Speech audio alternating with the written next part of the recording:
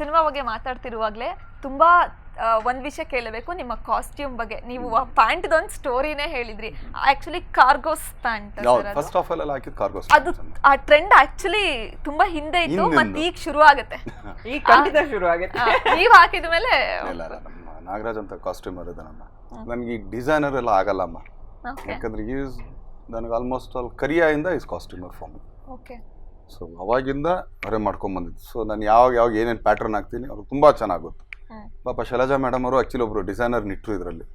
ಅವರೇ ಆಮೇಲೆ ಸುಸ್ತಾವ್ರು, ಇಲ್ಲ ದರ್ಶನ್ ನೀವು ನಾವು ಗೇಳೆ ಮಾಡಿಸ್ಕೊಳ್ಳಿ, ನೀವು ನಮ್ಮ ಕೈಲಿ ಆಗಲ್ಲ ಇದನ್ನ ಅಂತೇಳಿ.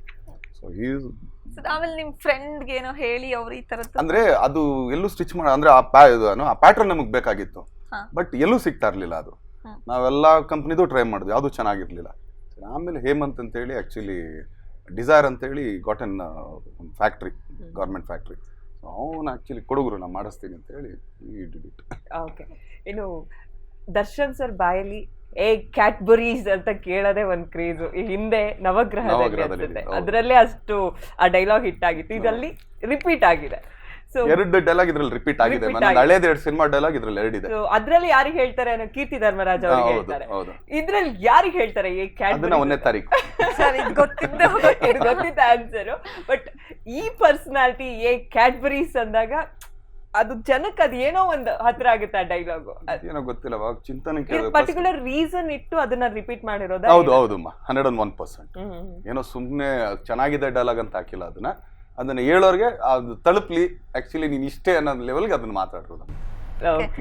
ಹಂಗೆ ಸರ್, ಇನ್ನು ಸಿನಿಮಾದಲ್ಲಿ ಶಶಿಧರ್ ಅಡಪ ಅವ್ರ ಬಗ್ಗೆ ಮಾತನಾಡೋದಾದ್ರೆ, ಆ ಟ್ರೇಲರ್ ಅಲ್ಲಿ ನೀವು ಹುಲಿದುರ್ಗ ಅಂತ ಹೇಳ್ತಿರಲ್ಲ, ಒಂಥರ ಟ್ರೇಲರ್ ನೋಡ್ತಿದ್ರೇನೆ ಹುಲಿದುರ್ಗದ ಒಳಗ್ ಹೋದಂಗ ಅನ್ಸ್ತಿದೆ ಆ ಸೆಟ್. ಬಹುಶಃ ಬಸಣಿ ಸಾಂಗ್ ಅವರೇ ಸೆಟ್ ಹಾಕಿದ್ದಾರೆ. ಇಡೀ ಸಿನಿಮಾಗ ಅವರೇಮ್ಮ, ನಾವೆಲ್ಲೂ ಏನು ಇದು ಮಾಡಿಲ್ಲ. ಬಟ್ ಅದೇ ಹೇಳ್ತೀವಲ್ಲಮ್ಮ, ಪ್ಲಾನಿಂಗ್ ಇವ್ರದ್ದು ನಮ್ಮ ಟೀಮ್ ವರ್ಕ್ ಎಷ್ಟು ಚೆನ್ನಾಗಿತ್ತು. ಪ್ಲಾನಿಂಗ್ ಅಂದ್ರೆ ದರ್ಶನ್ ಇಲ್ಲಿ ಕೂತ್ರೆ ಈ ಕಲರ್ ಬಟ್ಟೆ ಹಾಕಿರ್ತಾನೆ, ಪಕ್ಕದಲ್ಲಿ ಹೀರೋನ್ ಈ ಕಲರೇ ಬಟ್ಟೆ ಹಾಕಿರ್ತಾನೆ, ಇದೇ ಚೇರ್ ಇರಬೇಕು.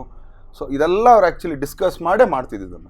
ನೀವು ನೋಡ್ರಿ ಅಲ್ಲಿ ಒಂದೇ ಒಂದು ಕಡೆ ಇಲ್ಲ ಬಟ್ಟೆಲ್ ಆಗ್ಬೋದು, ಸೆಟ್ಟಲ್ ಆಗ್ಬೋದು, ಇಲ್ಲ ಅಟ್ಮಾಸ್ಫಿಯರ್ ಆಗ್ಬೋದು, ಔಟ್ ಆಫ್ ದಟ್ ಅಂತ ಓಕೆ ಇಲ್ಲಿ ಯಾಕೋ ಇದೊಂದು ಸರಿ ಹೋಗ್ತಲ್ಲ ಅಂತ ನಿಮ್ಗೆಲ್ಲೂ ಅನ್ಸಲ್ಲ.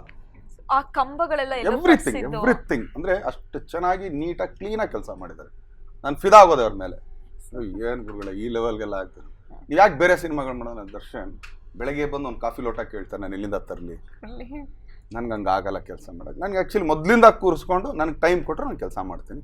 ಆಮೇಲೆ ಅವ್ರಿಗೆ ಸಿನಿಮಾಗಳೇ ಮಾಡ್ತಿಲ್ಲಮ್ಮ. ಈ ಸಿನಿಮಾ ಶೈಲಜಾ ಮೇಡಮಿಂದ ಆ್ಯಕ್ಚುಲಿ ಬಿ ಸುರೇಶಿಂದ ಅವರು ಇದ್ರೊಳಗೆ ಮಾಡಿದ್ರು.